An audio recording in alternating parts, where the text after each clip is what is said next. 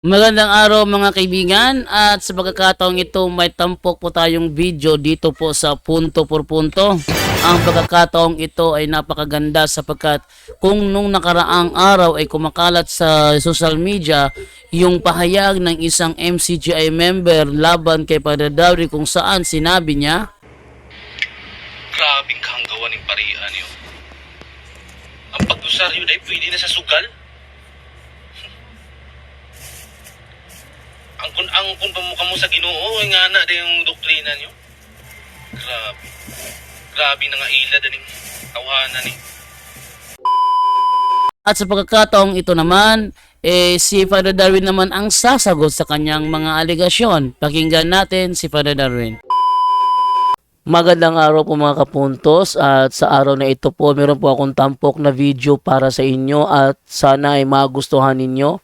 Kaya sa mga bago pa po sa aming channel, please po don't forget to hit the subscribe button at ang notification bell para maging notified kayo sa bawat video na ilalabas ko sa channel na ito. At bilang kahilingan po ng Punto por Punto team at naway maintindihan po ninyo, sana po wag nyo pong i-skip yung mga ads sa aming mga video. Sa maliit na bagay na po na yan, malaking tulong po yan sa ating programa at sa ating ministry. Sana po maunawaan po ninyo. Maraming salamat po, kaya wag na po natin patagalin. Simulan na po natin.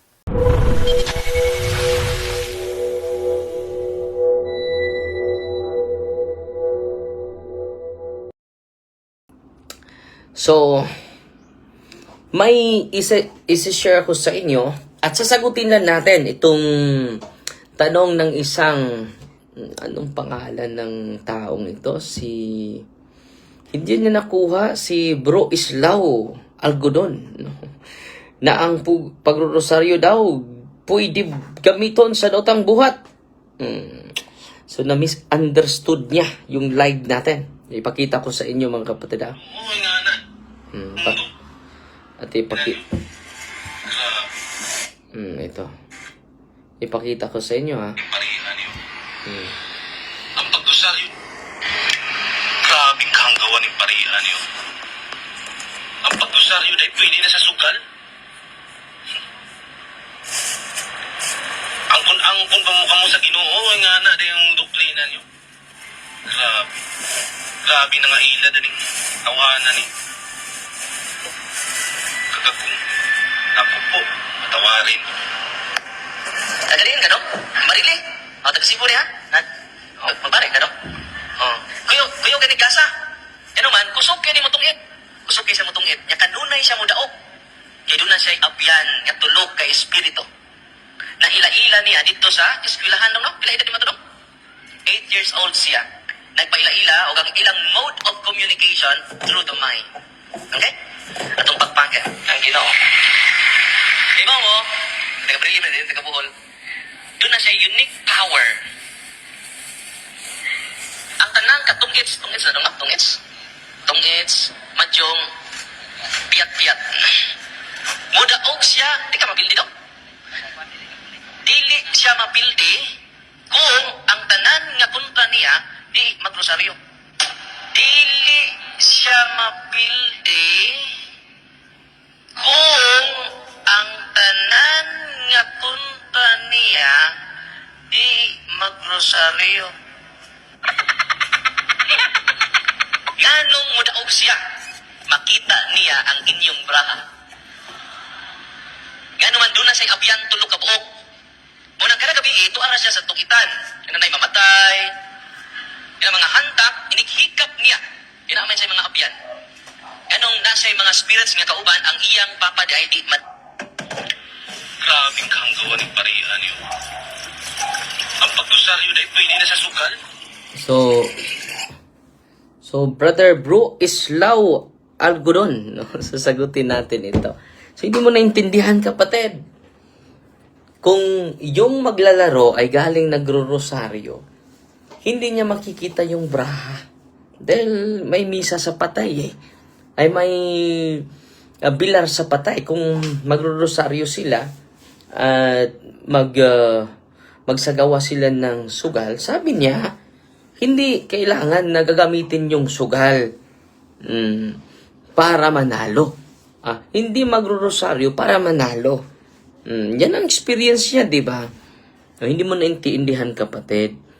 Hindi natin pinopromote na magro-rosaryo kayo bago magsugal. So, itong kapatid natin ay pinutol at hindi naman iniintindi ng buo. The power of the rosary, mga kapatid, kapag merong mga occult spirits, yung nasa mahina yung kukuti. Si Marimar Santibanyes Alferez. So, sasagutin lang natin itong kapatid natin dahil kapag hindi natin sasagutin ito, parang totoo din. Diba? Salamat tayo kay Brother John doon na pinapasa natin ito dito sa atin para masagot natin. Sabi niya, ang pagrosaryo pwede di ay gamiton sa datang buhat. Sinabi ko ba yun? Wala naman akong sinabi. No?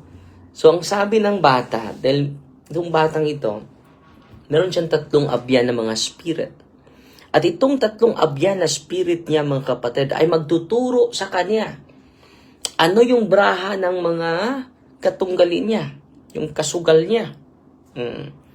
At kung yung kasugal niya ay galing nagro-rosaryo, dahil nagbi-vigil sila ng patay. Kung nag-attend yun ng rosaryo sa patay.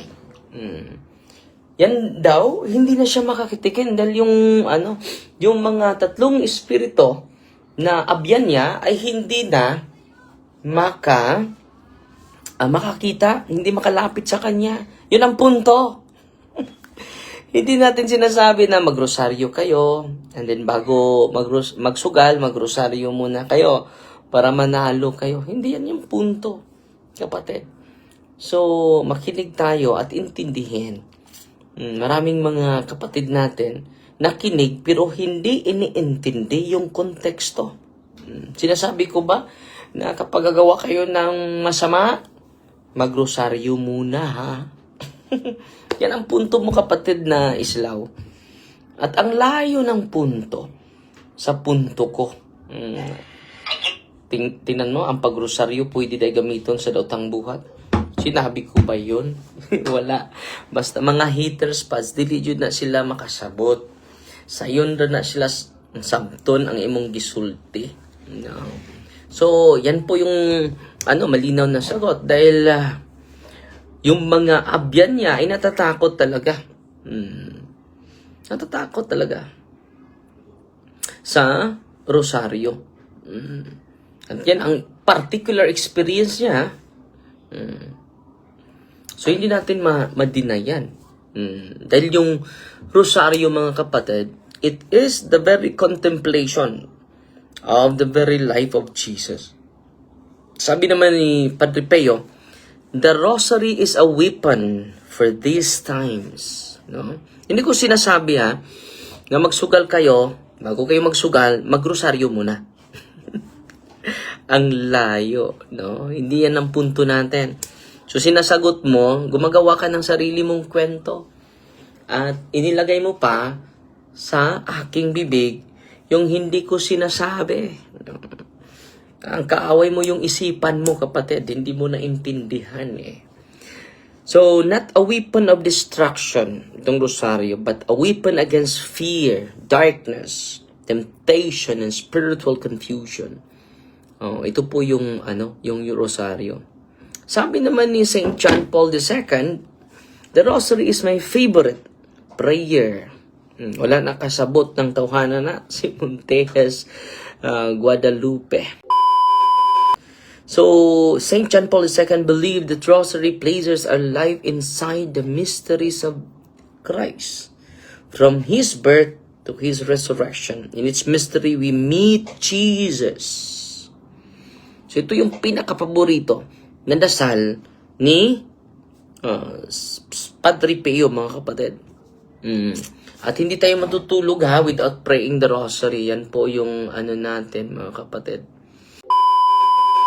Ano pa sabi ng mga santo, mga kapatid? Ito, St. Louis de Montfort. When the rosary is prayed well, take note if the rosary is prayed well, it gives Jesus and Mary more glory, and it brings about the conversion of sinners. No? Grabe mga kapatid. It is our conversion mga kapatid. Kapag i-recite natin yung rosaryo ng mabuti. Marami sa atin magro-rosaryo ang ang paspas kaayo. Hail Mary, full of grace, the Lord is with you, blessed are you among women, Holy Mary, Mother of God. Amen. So, wag ganun. No? Nakasabot na sila, Father. Ila lang ilihis. Totoo yun. No? Tungod kino na sila'y kasuko ni mo. Militia halina. Totoo yun. Dili pwede pagmata sa buntag, magrosaryo, Father, alas 4. Dili pwede. Pwede kayo. Anytime, mga kapatid. He emphasized the rosary is not just words, but meditation on the life of Jesus through the eyes of Mary. Wow, ang ganda, no?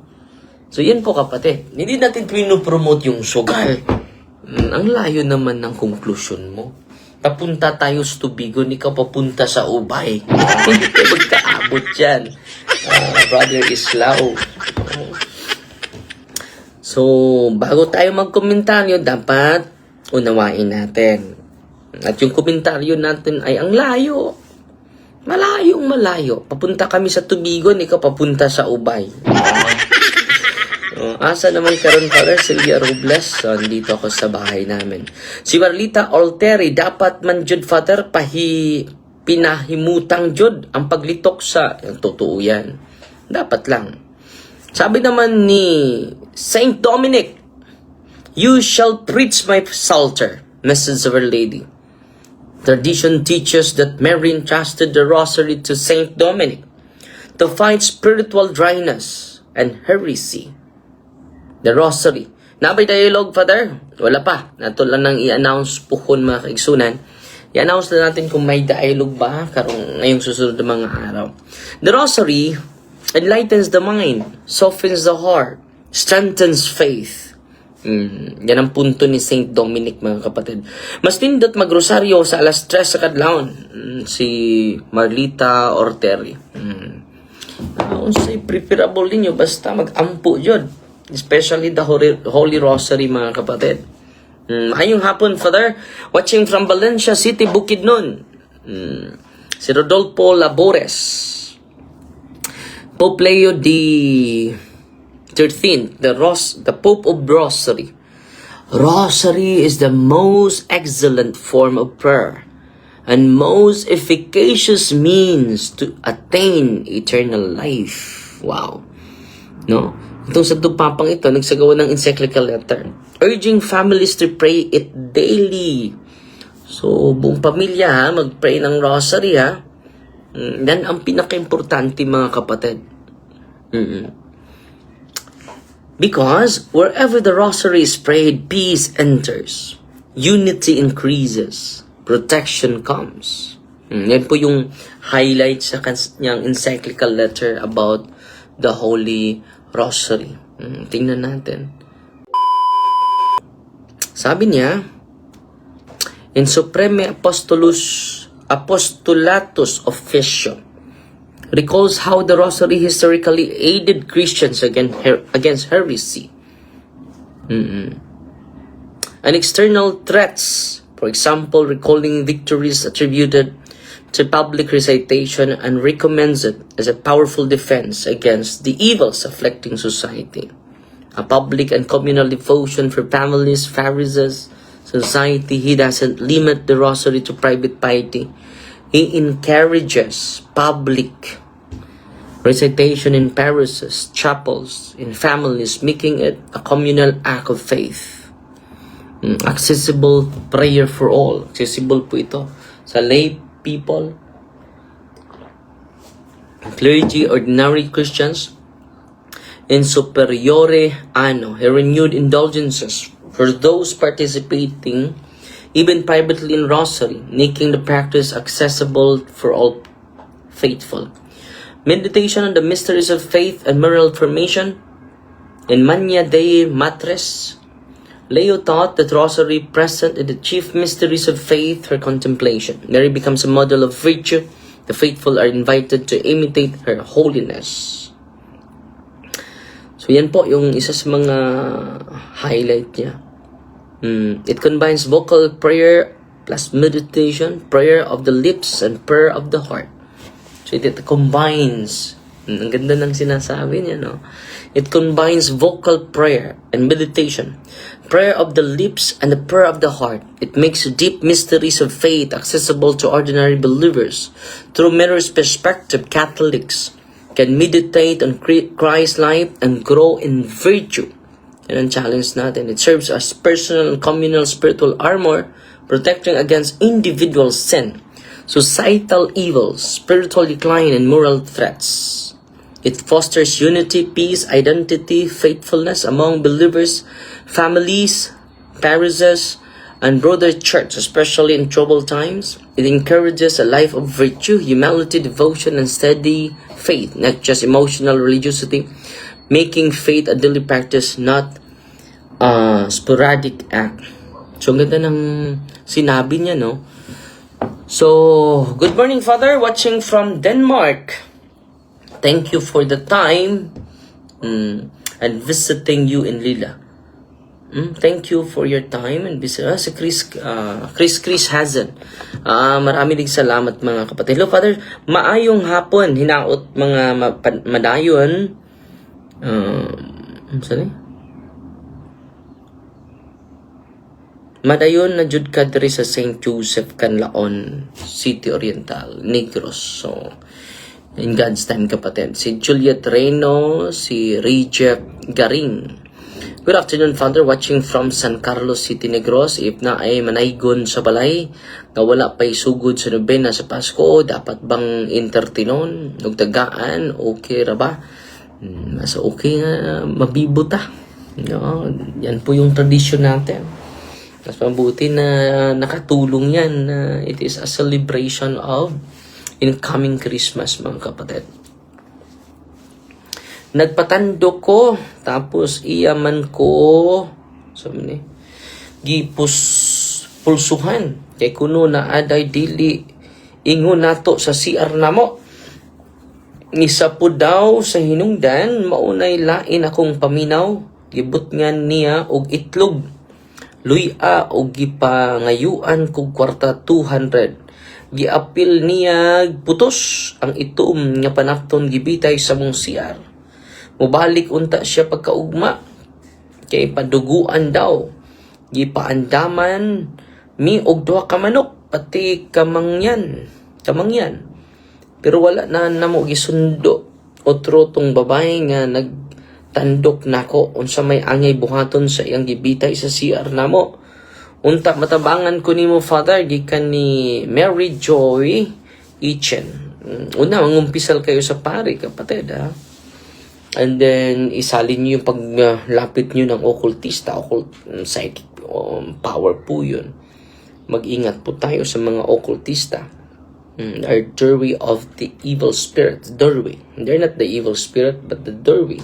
The entry points of the unclean one, mga kapatid. Mag-ingat, ha? At anong gawin mo? No? Ilibing nyo yan at i-renounce. Bili kayo sa aklat ni Father Sikia, yung aklat na Deliverance Handbook, Catholic Deliverance Handbook po. Makatulong po yun. Father, pabless ko ni mog sigsakit ako likod, walay finding sa doktor, si Jumer Ginon Salao, no? So go to your priest and make self-deliverance, cares, confession, adoration, rosary, Eucharist, and sacramentals po. Mayong palis, Father, gahuat kog bao para balik na kog lila. Amping Ate Marife, no? Si Josephine Arigadas, maayong hapon, Father. God bless you always. Salamat sa Ginoo, mga igsuon. So, yan lang po yung sagot natin sa isang kapatid natin. Pero ano pa yung... So, when we pray the rosary, we meditate on Jesus, we walk alongside with Mary, you receive spiritual peace, no? Kuyawa, mahadlok naman noon mag-CR, anak. So, huwag kayong matatakot. Just activate your faith. Talo na natin yung demonyo, mga kapatid. Talo na natin yan. No? Dugay ka, anak, maabot tefeh kay bauman imong sakyan. Kinadugayan. Si Mary, Mama Mary rule in the rosary. Mary does not keep us with her. She points us to Jesus. Yan ang totoo. Obedience, annunciation, perseverance in carrying the cross, hope in resurrection, faithfulness during Pentecost. At every decade, Mary says again, do whatever he tells you. Every decade of the Holy Rosary. Do whatever he tells you. John chapter 2 verse 5. Malinaw na malinaw po yan. Okay? So, yun po yung sagot natin sa mahal nating kapatid na nangumentaryo. Pero parang hindi niya, parang hindi yun, hindi mo nakuha yung punto natin, mga kapatid. So,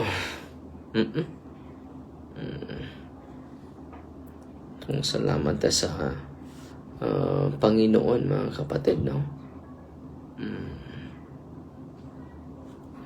Dahil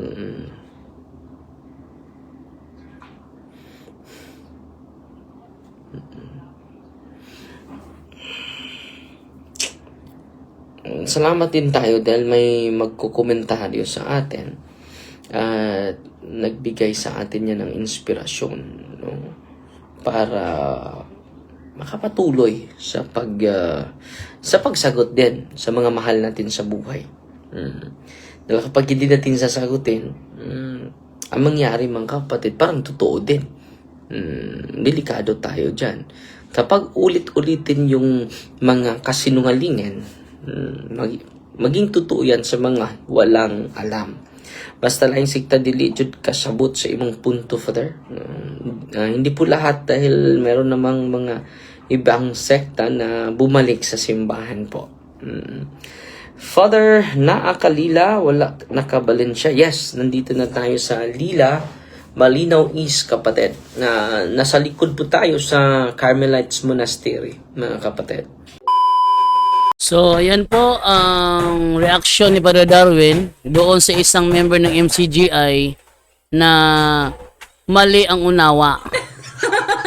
Hindi tugma. Sabi ko, di ba, kahit na anong interpret mo, kahit anong Tagalog gawin mo, hanggat hindi yan naayon sa aming opisyonal na doktrina, wala kang nababasag. Paalam na po!